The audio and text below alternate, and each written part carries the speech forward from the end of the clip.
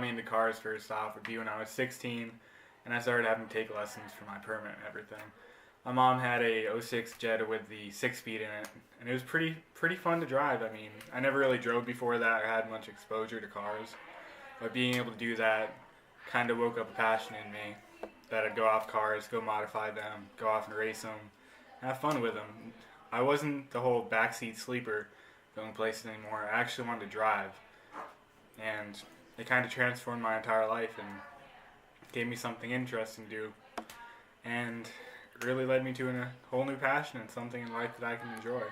So, a quick story on what my first car was. I learned to drive on my mom's '06 Jetta, and she actually ended up offering it to me with 84,000 miles for me to buy it off of her for $5,000.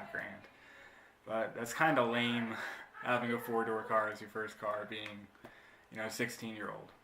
So, my stepfather, who's owned a bunch of Impala SS's, Chevelles, he had 7 back in the 80s. He really wanted me to get something domestic, and I wasn't really feeling it at the beginning. Like, my dream car would be a 91, 93, 3000 GT. I love the pop-ups, I love the stick. I'd love a VR4, but all the ones I could find had 220,000 miles on them, and were still $5,000. So I started looking with my stepfather to see any type of domestic muscle that there was around, and for the 5,000, 6,000 I was looking to spend, I was looking at Mustang GTs from the 90s, or looking at basically a Camaro. And I settled on doing a Camaro. The one I ended up buying was a 2000 Camaro V6 with the automatic 4-speed. And it's not a bad car. It had 70,000 miles when I bought it, all original, but some really funky chrome wheels. All maintenance records dating back to it. Great condition, monsoon, stereo system, RD7 performance package.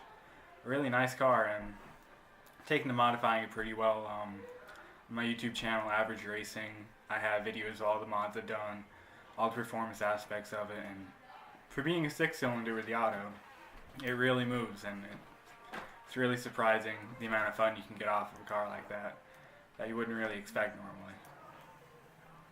The best thing about cars to me would probably be the whole culture surrounding it, the whole acceptance you get from everybody. I've been to car shows from the local churches where it's mostly muscle car guys, and they see someone pulled up who's trying to do a whole JDM inspired build on their Camaro, and it's a 6-cylinder, so of course they get a little bit of flame for that.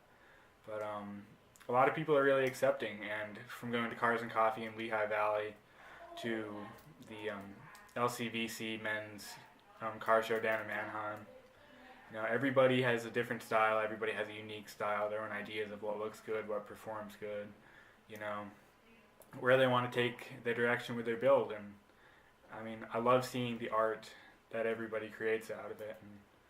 And my car may not be the best, and clearly it's not, but it just puts a smile on my face being able to drive it and find people that I can mess around with on some roads, or that I can talk to no matter where I am about my car and their car, and just the whole sense of community and love there is for cars that surrounds it. I mean, it's hard to find that with anything else.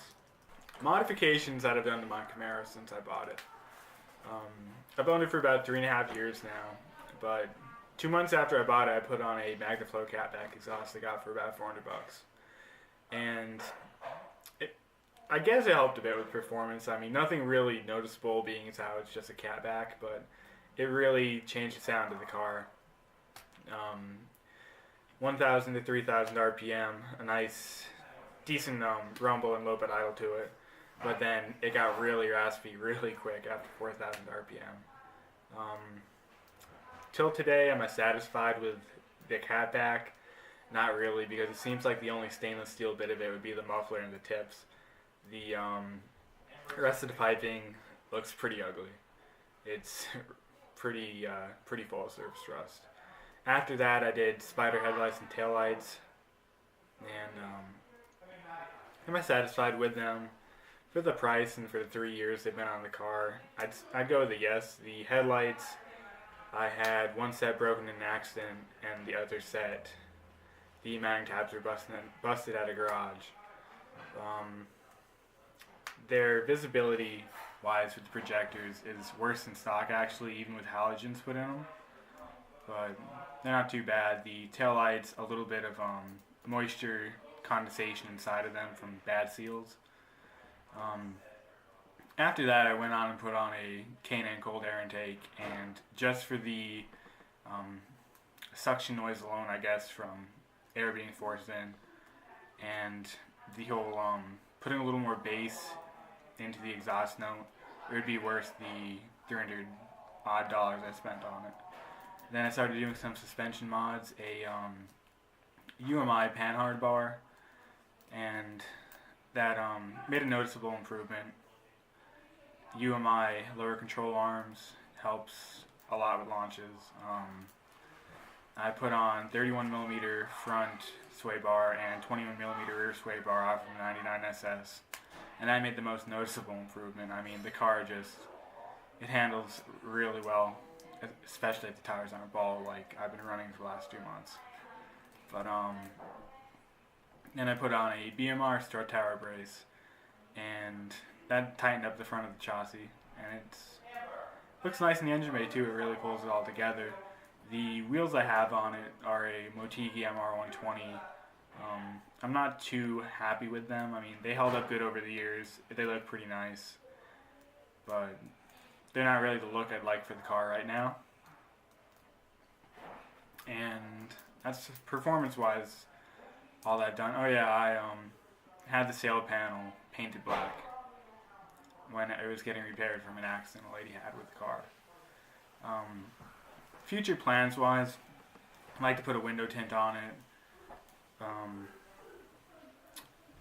going to circle back a bit. I actually forgot. A couple weeks, or 2 months now actually, I had a pace setter, shorty headers, and a Y pipe put on, ceramic coated.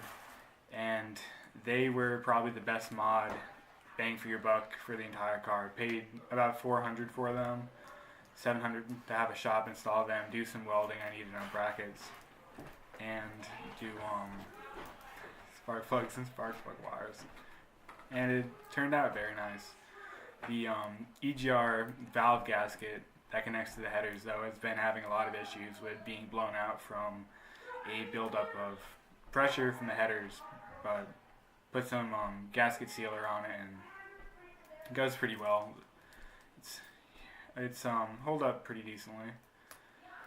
Then back to future plans. I'd like to do a window tint. I'd like to do subframe connectors. I have them. Well, we have them on my stepfather's Z28, and they make a pretty good difference to it. I would love, in the way future, I would love to do a 5-speed swap with it, do a single turbo kit, do a JDM style Rocket Bunny kit onto it that I'd have custom made, slam the car, put some, maybe even some, I don't know, some deep dish BBSs, something nice that can go well with stance, and put some camber on it, and get rid of that Magnaflow catback that's aged less and gracefully, and do a 3-inch straight pipe Bozozoku style. Basically turn it into the JDM car I wish I would have been able to get.